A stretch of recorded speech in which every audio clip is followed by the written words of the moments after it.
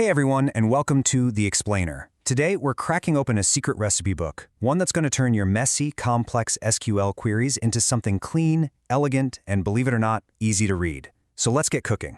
You know what this sounds like? It sounds like what happens when you just throw a bunch of ingredients into one big pot and just, hope for the best. It's also exactly what happens when you try to write a really complex SQL query all at once. It just becomes this confusing jumble that's a total nightmare to debug. But what if I told you there's a much better way? I want you to think about writing SQL like you're cooking a masterpiece.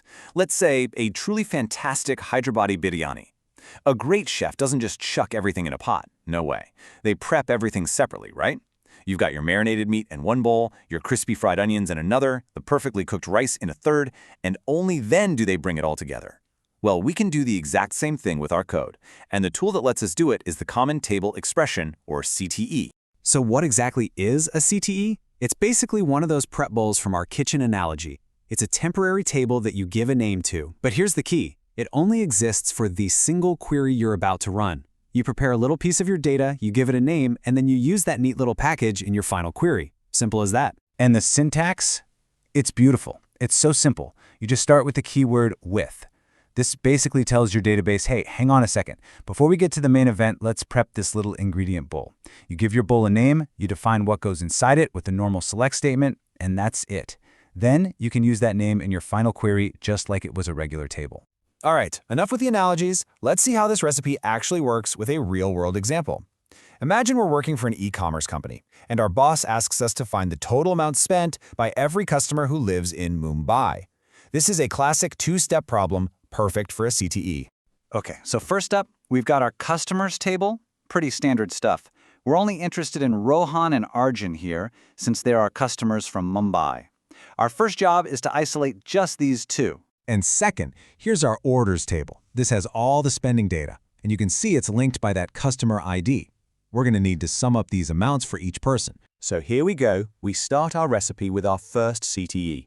We use that with keyword to create a temporary table, and we'll call it Mumbai customers. This is our first prep bowl, and it only has one thing in it, the customers we care about. It's simple, it's clean, and it's totally isolated from everything else. Next, we just add a comma, and we can define our second CTE right away. We'll call this one total spend. And look, this bowl has one job and one job only. Calculate the total amount spent for every customer and put it in a nice clean column called total amount spent. And now for the final assembly. Just look at how clean and readable this is. Our main query isn't some horrible nested mess anymore. It just says, hey, take our Mumbai customers bowl and join it with our total spend bowl. It practically reads like a story, which makes it so much easier to understand and to fix if something goes wrong. But wait, there's more. CTEs aren't just about keeping your code tidy. They have a secret superpower, a real pro-level technique called recursion. This is where a CTE can actually refer to itself to solve incredibly complex problems, like navigating through any kind of hierarchy. Okay, check out this employee table. It's a classic company org chart. Now let's say our goal is to find the entire reporting chain for Ishan, the developer, all the way up to the CEO. Seriously? How would you even do that with a standard join? It would be an absolute nightmare of self-joins. A recursive CTE solves this so elegantly, and it really just has two parts. First, you've got the anchor member. This is just your starting point. In our case, it's Ishan. This part only runs one time. Second, you have the recursive member. This is the part that loops. It joins the table to the results of the last step to find the next person up the chain. So let's trace how this actually works. On the very first run, the anchor part fires off. It goes into the table, finds Ishan, and we'll say he's at hierarchy level 0. Right now, our temporary CTE contains just one person, Ishan. Okay, now the magic happens. The recursive part kicks in. It looks at the result from the last step, which was Ishan, and finds his manager's ID, which is 4. It then looks up employee ID 4 in the main table, finds Dia, and adds her to our results at level 1. And we do it again. The loop runs, and now it looks for Dia's manager, which is ID 2. The query finds Bhavna in the employees table and adds her to our growing list of results, this time at level 2. See the pattern? One more time. The query looks for Bhavna's manager, ID 1, and finds Arav, the CEO. He gets added to our results as level 3. And just like that, we've built the entire chain of command from the bottom to the top. So why does it stop? It's actually super elegant. On the next loop, it tries to find Arav's manager, but his manager ID is null. The join condition fails, no new rows get added, and the recursion just stops. All done. You've just walked an entire hierarchy with a single readable query. That's power.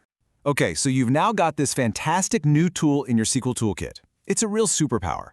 But the big question is, when should you actually use a CTE instead of, say, a good old-fashioned subquery or a temporary table? Well, this table gives us a pretty clear rule of thumb. A subquery, it's okay for something really simple, but it gets messy and hard to read fast. A temp table, that's a different tool for a different job. It's great when you need to reuse the same data across multiple, separate queries. But for making a single, complex query easy to read, or for that unique power of recursion, the CTE is absolutely the way to go. So let's just sum it all up.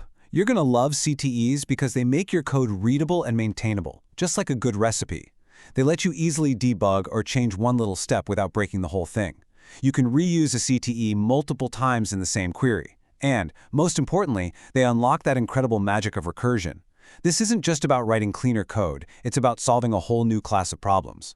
So the next time you find yourself facing down a monster of a query, don't just throw all the ingredients in one pot. Channel your inner master chef. Use that with clause and build something that's not just powerful, but beautiful. And that leaves me with a question for you.